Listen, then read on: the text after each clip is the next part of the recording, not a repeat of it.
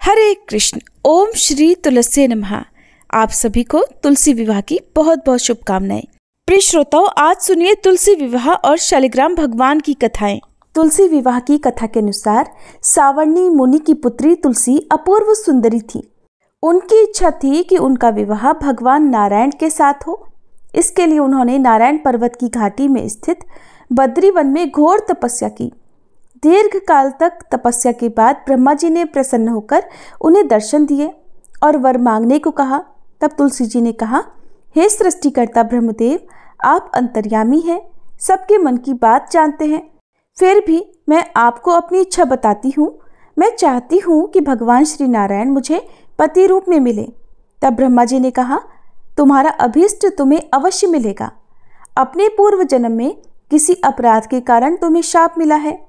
इसी प्रकार भगवान श्री नारायण के एक पार्षद को भी दानव कुल में जन्म लेने का शाप मिला है। दानव कुल में जन्म लेने के बाद भी उसमें नारायण का अंश विद्यमान रहेगा। इसलिए इस जन्म में पूर्व जन्म के पाप के शमन के लिए संपूर्ण नारायण तो नहीं, नारायण के अंश से युक्त दानव कुल में जन्मे उस शापग्रस्त पार्षद से तुम्हारा विवाह होगा।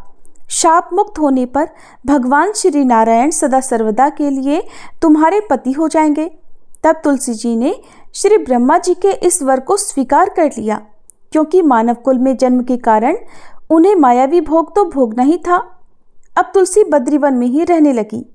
नारायण का वह पार्षद दानव कुल में शंखचूर्ण के नाम से पैदा हुआ। कुछ समय के बाद वह भ्रमण करता हुआ बद्रीवन में आया। यहाँ तुलसी जी को देखते ही वह उन पर मुग्ध हो गया। तुलसी जी के सामने उसने अपने साथ विवाह करने का प्रस्ताव रखा। इतने में ही ब्रह्मा जी वहाँ आ गए और तुलसी जी से कहा, तुलसी, शंखचूर्ण को देखो, कैसा देवोपम इसका स्वरूप है। दानव कुल में जन्म लेने के बाद भी लगता है मानो इसके शरीर में नारायण का वास हो। तुम प्रस्ताव को सहर्ष स्वीकार कर लो।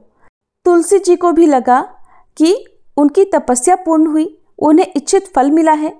इस प्रकार शंखचूर्ण के साथ उनका गांधर्व विवाह हो गया और वह शंखचूर्ण के साथ उसकी पत्नी बनकर महल में आ गई।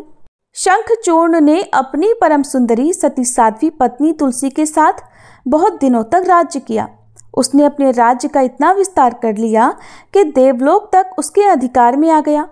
स्वर्ग का सुख भोगने वाले देवताओं की दशा अब दयनीय हो गई। शंखचूर्ण किसी को कष्ट नहीं देता था, पर अधिकार और राज्य छिन जाने से सारे देवता मिलकर श्री ब्रह्मा, विष्णु और शिवजी की सभा में गए तथा अपनी विपत्ति सुनाई। तब ब्रह्मा जी ने कहा, तुलसी परम साध्वी हैं, उनका विवाह शंखचूर्ण से मैंने ही कराया था। शंखचूर्ण को तब तक नहीं हराया या मारा जा सकता है जब तक तुलसी को न छला जाए। तब श्री विष्णु ने कहा, शंखचूर्ण पूर्व जन्म में मेरा पार्षद था। शाप के कारण उसे दैत्य कुल में जन्म लेना पड़ा। इस जन्म में भी मेरा अंश उसमें व्याप्त है। साथ ही तुलसी के पतिव्रत धर्म से वह अजेय भी है। फिर देवताओं की सहमति से भगवान शिव ने शंखचूर्ण के पास संदेश भिजवाया कि या तो वह देवताओं का राज्य लौटा दे या फिर उनसे युद्ध करे। शंखचूर्ण शंकर जी के पास पहुंचा और उसने कहा, देवाधिदेव, आपके लिए देवताओं का पक्ष लेना उचित नहीं है। राज्य का विस्तार करना तो हर राजा का कर्तव्य है और मैं किसी को दुखी भी नहीं कर रहा हूँ। आप देवताओं से कहिए कि वे मेरी प्रजा होकर रहें। मैंने आपका भी कोई अपकार नहीं किया है। हमारा आपका युद्ध शोभा नहीं देता, और अगर इस युद्ध में आप हार गए तो ये तो बड़ी लज्जा की बात हो गई। अगर मैं हार गया तो आपकी कीर्ति बहुत अधिक नहीं बढ़ेगी। शंखचूर्ण की बात सुनकर भगवान शंकर हंसे। वे तो सब रहस्य जानते थे। तुलसी और शंखचूर्ण के पूर्व जन्म के शाप की अवधि अब लगभग पूरी हो चुकी थी। भगवान शंकर बोले, शंखचूर्ण, इसमें कीर्ति और लज्जा की तो कोई बात ही नहीं।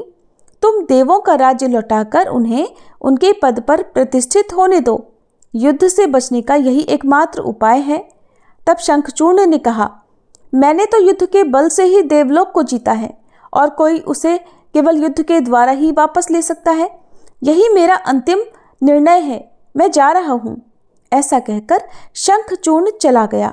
उसने अपने राजमहल में वापस आकर अपनी पत्नी तुलसी को सारी बात बताई और कहा, कर्म भोग सब काल सूत्र में बंधा है। जीवन में हर्ष, शोक, भय, सुख, दुख, मंगल, अमंगल सब कुछ काल के अधीन है। हम तो केवल निमित्त है। संभव है कि भगवान शिव देवों का पक्ष लेकर मुझसे युद्ध करे। तुम चिंता मत करना, तुम्हारा सती तेज मेरी रक्षा करेगा। और फिर दूसरे ही दिन भगवान शंकर के नेतृत्व में देवताओं ने युद्ध छेड़ दिया। शंखचूर्ण ने भीषण बाणों की वर्षा करके उनका वेग रोका। उसके प्रहार से देवता डगमगाने लगे। फिर उसने दानवी शक्ति का प्रयोग करके मायावी युद्ध आरंभ कर दिया। युद्ध स्थल पर वह कभी किसी को दिखाई नहीं देता था, पर उसके अस्त्र शस्त्र प्रहार कर देवों को घायल कर रहे थे। देवगण अपने अस्त्र चलाएं भी तो किस पर चलाएं, क्योंकि कोई शत्रु सामने था ही नहीं। कई दिनों तक इस तरह भयंकर युद्ध चला। शंखचूर्ण पराजित नहीं हुआ। तब भगवान शिव ने श्री विष्णु से कहा, हे हरि, कुछ उपाय करो, अन्यथा मेरा तो सारा यश मिट्टी में मिल जाएगा। भगवान श्री विष्णु ने सोचा, बल से तो शंखचूर्ण को हराया नहीं जा सकता, इसलिए अब छल का सहारा लेना पड़ेगा। उन्होंने तुरंत अपना स्वरूप शंखचूर्ण जैसा बनाया और अस्त्र शस्त्र से सुसज्जित होकर वे महल में तुलसी जी के पास आए और बोले, प्रिय, मैं युद्ध जीत गया। सारे देवता भगवान शंकर समेत हार गए। इस खुशी में आओ, मैं तुम्हें अंक से लगा लूं। पति को प्रत्यक्ष खड़ा देख और विजय का समाचार सुनकर वह दौड़कर मायावी शंखचूर्ण के गले से लिपट गई। इस प्रकार पति पत्नी दोनों ने आलिंगन होकर खूब आनंद मनाया। इधर पराये पुरुष के साथ इस प्रकार के व्यवहार से तुलसी का सती तेज नष्ट हो गया। उनका सती तेज जो शंखचूर्ण की कवच के रूप में रक्षा कर रहा था, वह कवच नष्ट हो गया।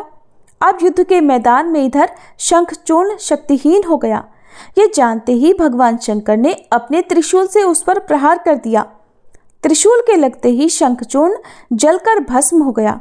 शंखचूर्ण के मरने को जानकर अब श्री विष्णु अपने असली स्वरूप में आ गए। सामने अपने पति शंखचूर्ण के स्थान पर भगवान विष्णु को खड़ा देखकर तुलसी बहुत आश्चर्यचकित हुई। अब उन्हें पता लग गया कि स्वयं नारायण ने उसके साथ छल किया है।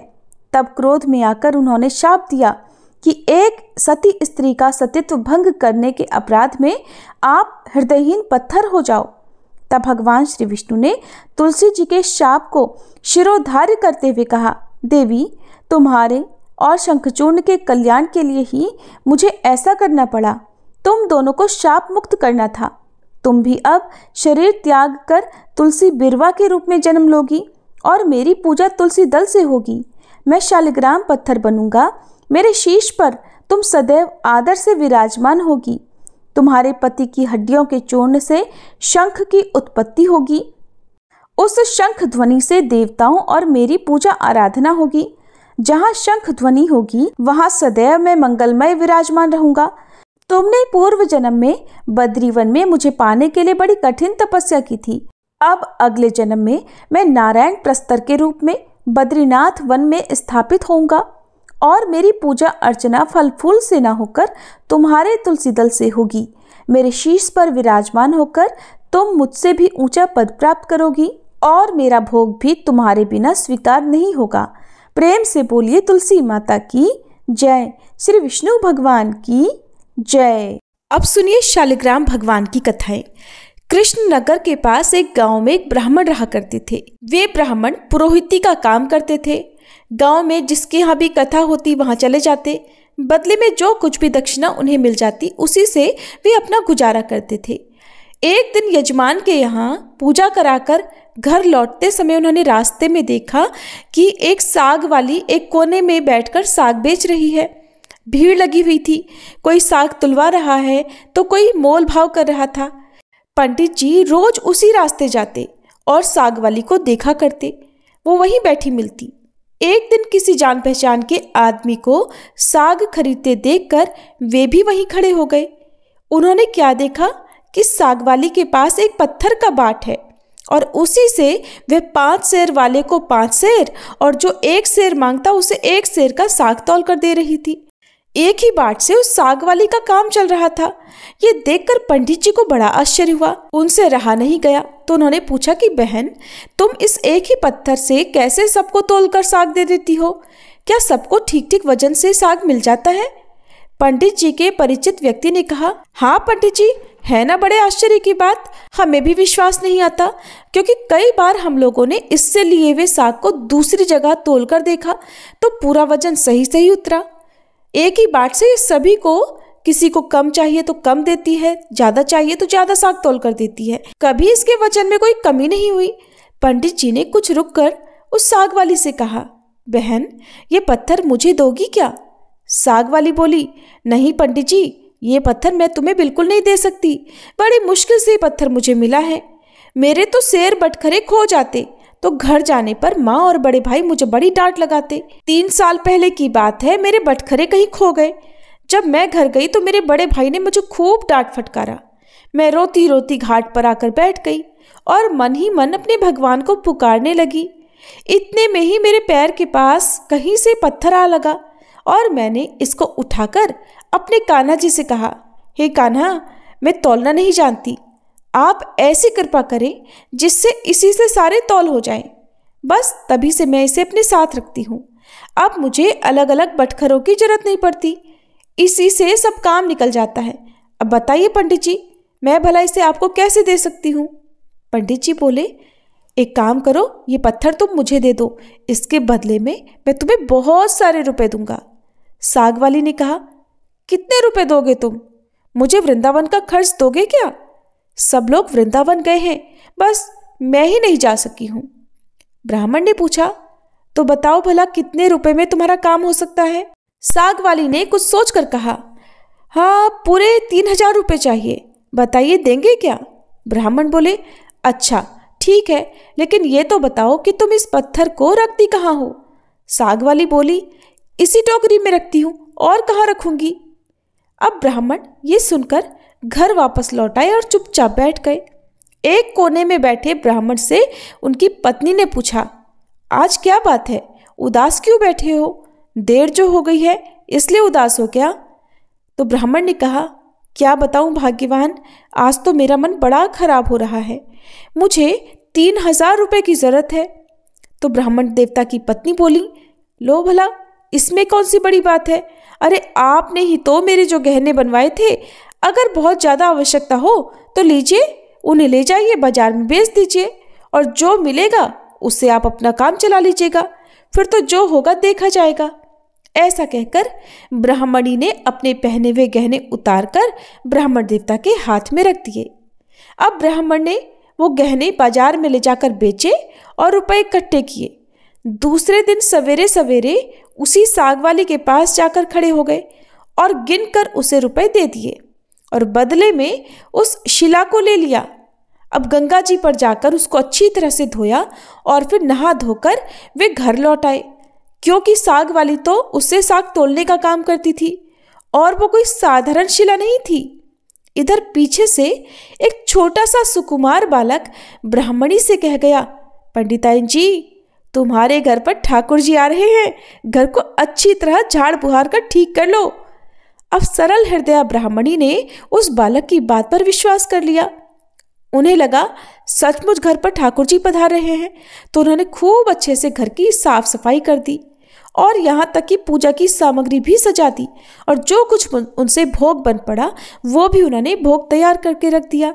अब ब्राह्मण देवता गंगा जी में स्नान करके शालिग्राम जी को लेकर, जो शिला थी वो दरअसल शालिग्राम जी थे, उन्हें अपने साथ लेकर बड़े प्रसन्न मन से घर आ रहे हैं। घर पहुंचकर ब्राह्मण देवता ने देखा तो उन्हें बड़ा आश्चर्य हुआ। उन्होंने देखा आज तो उनका घर पहले से कहीं ज़्यादा जगमग कर रहा है, हर चीज़ साफ सफाई से करीने से रखी गई है, गाय के गोबर से लिपाई पुताई हो गई है। अब उन्होंने जब ब्राह्मणी से पूछा तो ब्राह्मणी ने उस छोटे से बालक के आकर कह जाने की बात पंडित जी को सुना दी। अब तो ये सुनकर ब्राह्मण देवता को और भी आश्चर्य हुआ। सोचने लगे कि भला उस बालक को ये बात कैसे पता चली। मुझे तो रास्ते में कोई बालक भी नहीं मिला जो मेरे घर तक ये सूचना भिजवा दे कि मैं अपने साथ ठाकुर जी को लेकर आ रहा हूँ। फिर भी उन्होंने एक सिंहासन पर पधराकर अपने उन शालिग्राम जी, जो वो शिला थी, उन्हें पधरा दिया और उनकी पूजा की, और फिर उसे ऊपर आले में पधरा दिया।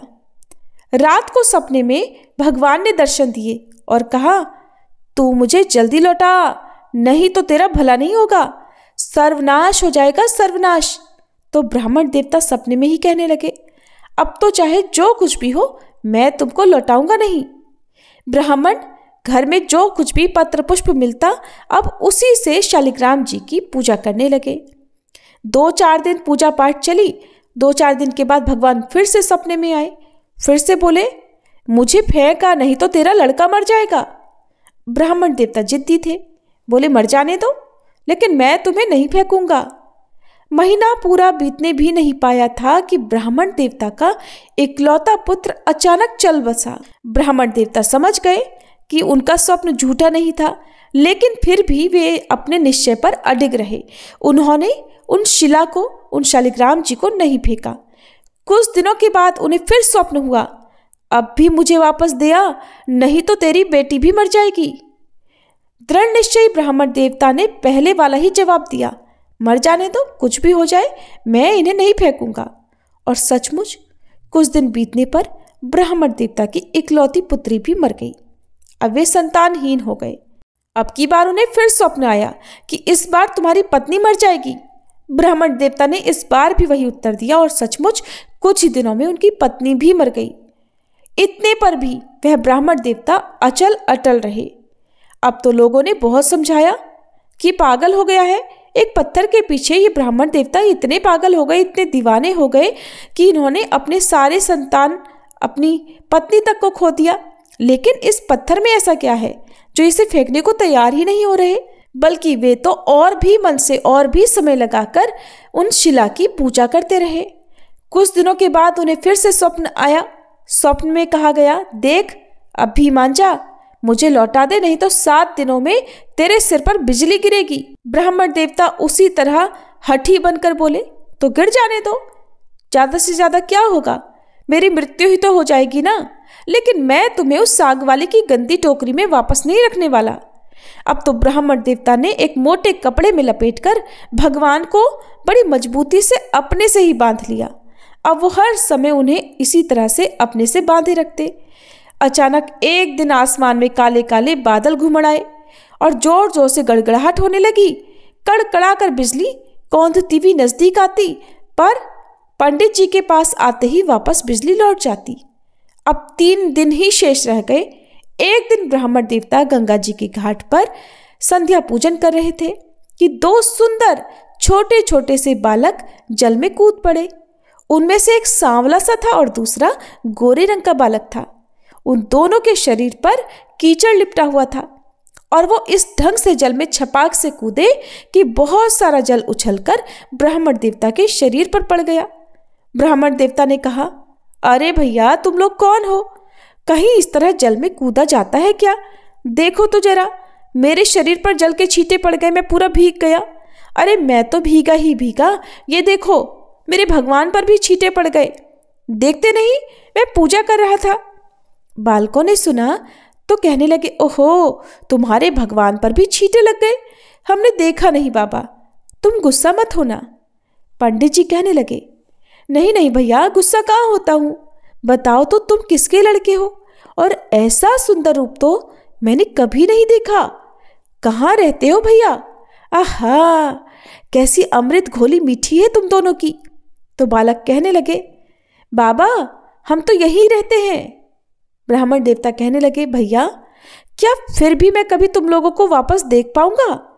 तो बालक बोले, क्यों नहीं बाबा, आप बस पुकारना, हम दौड़े दौड़े चले आएंगे, पास में ही तो रहते हैं, तुम तो बस पुकार लेना। अब की बार ब्राह्मण देवता बोले, पुकारूंगा तो तब जब मुझे तुम्हारा नाम पता चलेगा, जरा तुम दोनों मुझे अपना नाम तो बताओ। तो वे दोनों बालक बोलने लगे, बाबा हमारा कोई एक नाम नहीं है, जिसका जो मन होता है बस वो हमें उसी नाम से पुकार लेता है, आपका भी जो मन करे आप पुकार लेना। ऐसा कहकर वह सांवला सलोना बालक आगे बढ़ा, लेकिन जाने से पहले एक मुरली ब्राह्मण देवता के हाथ में धरकर बोला, लो बाबा ये मुरली, जब भी जरूरत हो इसे बजा लेना, बजाते ही हम लोग कहीं भी होंगे बस आ जाएंगे। दूसरे गोरे बालक ने एक फूल देकर बाबा से कहा, पंडित जी इस फूल को अपने पास रखना, तुम्हारा सदा मंगल होगा। और फिर तो वे दोनों बालक जब तक वहां से चले नहीं गए, आंखों से ओझल नहीं हो गए, ब्राह्मण देवता टकटकी लगाकर उन्हें देखते ही रह गए। जब वे दोनों बालक चले गए तो उनकी छवि ब्राह्मण देवता की आंखों में बस गई। बहुत देर तक तो वे उस छवि के ही दर्शन करते रहे। फिर मन ही मन सोचने लगे, आहा, कितने सुंदर हैं ये दोनों बालक, क्या फिर कभी इनके दर्शन दोबारा होंगे? ब्राह्मण देवता ने अपने हाथ में पकड़ा हुआ फूल देखकर सोचा, फूल तो बहुत बढ़िया है, कैसी सुगंध आ रही है, पर मैं इस फूल का करूँगा क्या? और रखूँगा भी तो कहाँ रखूँगा? इससे तो अच्छा है मैं राजा को ही दे आऊँ। ब्राह्मण देवता ने ले जाकर वह फूल महाराज जी को दे दिया। राजा ने उस फूल को देखा तो देखकर बड़े प्रसन्न हुए।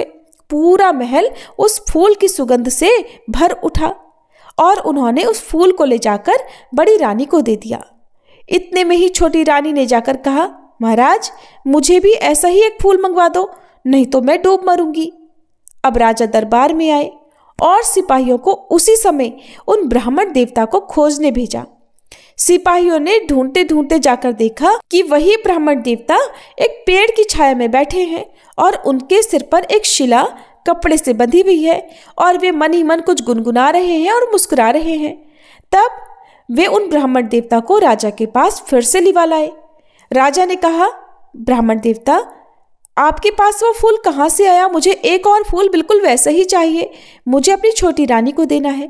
तो पंडित जी बोले, राजन, मेरे पास तो बस एक वो ही फूल था, पर देखता हूँ प्रयास करके शायद दूसरा फूल भी मिल जाए। ऐसा कहकर ब्राह्मण देवता अब उन दोनों बालकों की खोज में निकल पड़े। अचानक उन्हें याद आया कि उस सांवले बालक ने मुझे एक मुरली थमाई थी और ये कहा था कि बाबा, इस मुरली को जब भी बजाओगे मैं आपके पास आ जाऊंगा। चलो प्रयास करके देखता हूँ। अब मुरली तो उनसे बजानी आती नहीं थी। उन्होंने जैसे तैसे करके उस मुरली में से कुछ आवाज निकाली।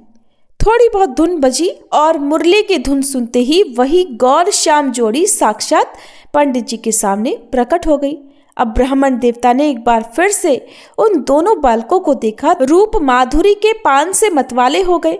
कुछ देर के बाद उन्होंने कहा, भैया, वैसा ही एक और फूल चाहिए मुझे। मैंने तुम्हारा दिया हुआ फूल राजा को दे दिया था और राजा ने वैसा ही एक और फूल मांगा है।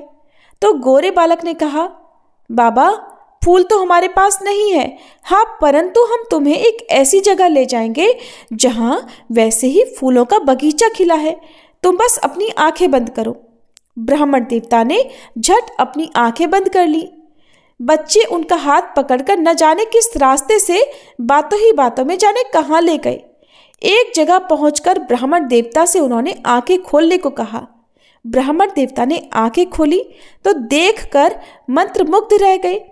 बड़ा सुंदर स्थान है, चारों ओर सुंदर सुंदर वृक्ष लता आदि पुष्पों की मधुर गंध से सुशोभित है। बगीचे के बीच में एक बड़ा मनोहर महल है। ब्राह्मण ने देखा तो क्या देखते हैं, वे दोनों बालक जो उनका हाथ पकड़कर यहाँ तक लाए थे, अब वे दोनों बालक गायब हो गए। वे थोड़ी हिम्मत करके आगे बढ़े। महल के अंदर जाकर देखा तो चारों ओर बड़ा ही सुसज्जित और बड़ा ही मनमोहक स्थान था। बीचों बीच एक दिव्य रत्नों का सिंहासन रखा हुआ था। सिंहासन खाली था। ब्राह्मण देवता ने उस स्थान को मंदिर समझकर प्रणाम किया। उनके माथे पर बंधी हुई ठाकुर जी की शिला खुलकर नीचे पड़ गई। ये देखकर ब्राह्मण देवता घबरा गए और घबराकर जैसे ही उन्होंने उस शिला को उठाने के लिए हाथ बढ़ाया कि वह शिला अचानक दो टुकड़ों में फटी। एक दिव्य ज्योति प्रकट हुई और देखते ही देखते उसमें से साक्षात श्री लक्ष्मी नारायण भगवान प्रकट हो गए और उस खाली सिंहासन पर विराजमान हो गए। भगवान नारायण ने मुस्कुराते हुए ब्राह्मण देवता से कहा, हे ब्राह्मण, हमने तुमको कितने दुख दिए, पर तुम तो अटल रहे। दुख पाने के बाद भी तुमने हमें कभी नहीं छोड़ा, पकड़े ही रहे, और इसी से हम तुम्हें सशरीर यहाँ ले आए हैं। जो भक्त स्त्री पुत्र घर गुरुजन प्राण धन इहलोक और परलोक छोड़कर केवल हमारी शरण में आ जाते हैं, भला हम उन्हें कैसे छोड़ सकते हैं। इधर देखो, ये खड़ी है तुम्हारी सहधर्मणी, तुम्हारी पत्नी, ये रही तुम्हारी पुत्री और तुम्हारा ये पुत्र भी। ये देखो, ये सब भी मुझे प्रणाम कर रहे हैं। अब तुम सबको मेरी प्राप्ति हो गई और तुम्हारी एक की दृढ़ता से तुम्हारा सारा परिवार अब भवबंधन से मुक्त हो गया है। ये देखकर ब्राह्मण देवता नतमस्तक हो गए। तो ये है भगवान की भक्ति और भगवान की करुणा की कहानी। अगर परिवार में सारे लोग भक्ति ना कर सकें, कोई एक सदस्य भी सच्चे मन से भक्ति कर लेता है, तो भगवान पूरे परिवार का उद्धार कर देते हैं। सभी प्रेम से बोलिए, श्री लक्ष्मी नारायण भगवान की जय, श्री शालिग्राम भगवान की जय, तुलसी महारानी की जय। जय जय तुलसी भगवती सत्यवती सुखदानी, नमो नमो हरि प्रेसी श्री वृंदा गुण खानी। श्री हरि शीश विरजनी देहु अमर वर अम्ब, जनहित हे वृंदावनी अब न करहु विलंब। धन्य धन्य श्री तुलसी माता, महिमा अगम सदा श्रुति गाता। हरि के प्राणहु से तुम प्यारी, हरहि हेतु कीन्हो तप भारी। जब प्रसन्न है दर्शन दीन हो, तब कर जोरी विनय उस कीन्हो। हे भगवंत कंत मम होहु, दीन जानि जानि छाड़हु छोहु। सुनी लक्ष्मी तुलसी की बानी, दीन हो श्राप कध पर आनी। उस अयोग्य वर मांगन हारी, हो बिटप तुम जड़ तनुधारी। सुनि तुलसी ही श्रव्योत ही ठामा, करहु वास तुहु नीचन धामा। दियो वचन हरि तब तत्काला, सुनहु सुमुखि जानि होहु बिहाला। समय पाई ब्योहरो पाति तोरा, पूजहि आस वचन सत मोरा। तब गोकुल मह गोप सुदामा, तासु भई तुलसी तू बामा। कृष्ण रास लीला के माही, राधे शक्यो प्रेम लखि नाही। दियो श्राप तुलसी तत्काला, नर लोक ही तुम जन्महु बाला। यो गोप वह दानव राजा, शंख चूर्ण नामक शिर ताजा। तुलसी भई दासु की नारी, परम सती गुण रूप अगारी। अस द्वै कल्प बीति जब गयहु, कल्प तृतीय जन्म तब भयहु। वृंदा नाम भयो तुलसी को, असुर जलंधर नाम पति को। कर अति द्वंद अतुल बल धामा, कीन्हा शंकर से संग्रामा।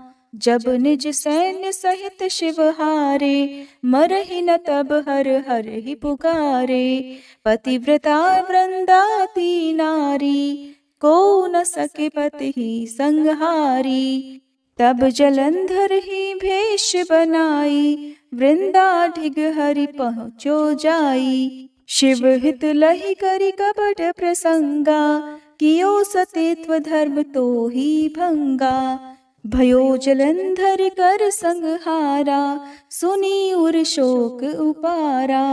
तिह क्षण दियो कपट हरि टारी, लखि वृंदा दुख गिरा उचारी। जलंधर जस हत्यो भीता, सोई रावण तस हरहि सीता।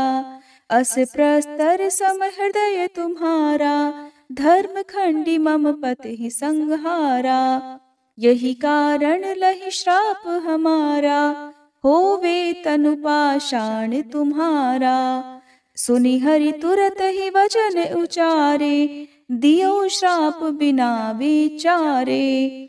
लख्यो ना निज कर दूत पति को, छलन चाहियो जब पार्वती को। जड़ मति तुह अस हो जड़ रूपा, जग में तुलसी बिटप अनूपा। धग्व रूप हम शाली ग्रामा, नदी गंडकी बीच ललामा। जो तुलसी दल हम ही चढ़ई है, सब सुख भोग परम पद पई है। बिनु तुलसी हरि जलत शरीरा, अतिशय उठत शीश उर पीरा। जो तुलसी दल हरि शिर धारत, सो सहस्त्र घट अमृत डारत। तुलसी हरि मन रंजनिहारी, रोग दोष दुख भंजनिहारी। प्रेम सहित हरि भजन निरंतर, तुलसी राधा में नाही अंतर। व्यंजन हो 56 प्रकारा, बिन तुलसी दल ना हरहि प्यारा। सकल तीर्थ तुलसी तरु छाही, लहत मुक्ति जन संशय नाही। कवि सुंदर इक हरि गुण गावत, तुलसी निकट सहस गुण पावत। बसत निकट दुर्वासा धामा, जो प्रयास ते पूर्व ललामा। पाठ करहि जो नित नर नारी, होहि सुख भाषहि त्रिपुरारी। तुलसी चालीसा पढ़ी तुलसी तरु गृहधारी, दीप दान करी पुत्र फल पावहि बंध्यहु नारी। सकल दुख दरिद्र हरिहार हुए परम प्रसन्न, आशय धन जन लड़ही कर बसहि पूर्णा अत्र। लाही अभिमत फल जगत महिलाहि पूर्ण सब काम, जेहि दल अर्पहि तुलसी तह सहस बसहि हरि राम। तुलसी महिमा नाम लख, तुलसी सूत सुख राम। मानस 40 रच्यो, जग मह तुलसीदास। प्रेम से बोलिए तुलसी महारानी की जय। तुलसी महारानी नमो नमो, हरि की पटरानी नमो नमो। तुलसी महारानी नमो नमो, धन तुलसी पूरण तप कीनो। शालिग्राम बनी पटरानी नमो नमो। तुलसी महारानी नमो नमो, हर की पटरानी नमो नमो। जाके पत्र मंजरी कोमल, श्रीपति कमल चरण लपटानी नमो नमो। तुलसी महारानी नमो नमो, हरि की पटरानी नमो नमो। कौन महीने बोई रानी तुलसा, कौन महीने हुई हरियाली नमो नमो। तुलसी महारानी नमो नमो, हरि की पटरानी नमो नमो। कौन महीने हुई तेरी पूजा, कौन महीने हुई पटरानी नमो नमो। तुलसी महारानी नमो नमो। आषाढ़ मास में बोई रानी तुलसा, सावन महीने हुई हरियाली नमो नमो। तुलसी महारानी नमो नमो, हरि की पटरानी नमो नमो। कार्तिक मास में हुई तेरी पूजा, मंगसिर मास हुई पटरानी नमो नमो। तुलसी महारानी नमो नमो, हरि की पटरानी नमो नमो। धूप दीप नैवेद्य आरती, पुष्पन की वर्षा बरसानी नमो नमो। तुलसी महारानी नमो नमो, हरि की पटरानी नमो नमो। 56 भोग 36 व्यंजन, बिन तुलसी हरि एक न मानी नमो नमो। तुलसी महारानी नमो नमो, हरि की पटरानी नमो नमो। जो तुलसी को सवेरे गाए, श्री कृष्ण के दर्शन पाए नमो नमो। तुलसी महारानी नमो नमो, हरि की पटरानी नमो नमो। जो तुलसी को दोपहर गाए, खीर खांड का भोग लगाए नमो नमो। तुलसी महारानी नमो नमो, हरि की पटरानी नमो नमो। जो तुलसी को सांझ को गाए, श्री कृष्ण की आरती उतारे नमो नमो। तुलसी महारानी नमो नमो, हरि की पटरानी नमो नमो। जो तुलसी को रात को गाए, श्री कृष्ण के चरण दबाए नमो नमो। तुलसी महारानी नमो नमो, हरि की पटरानी नमो नमो। सब सखी मैया तेरो यश गावे, भक्ति दान दी जय महारानी नमो नमो। तुलसी महारानी नमो नमो, हर की पटरानी नमो नमो।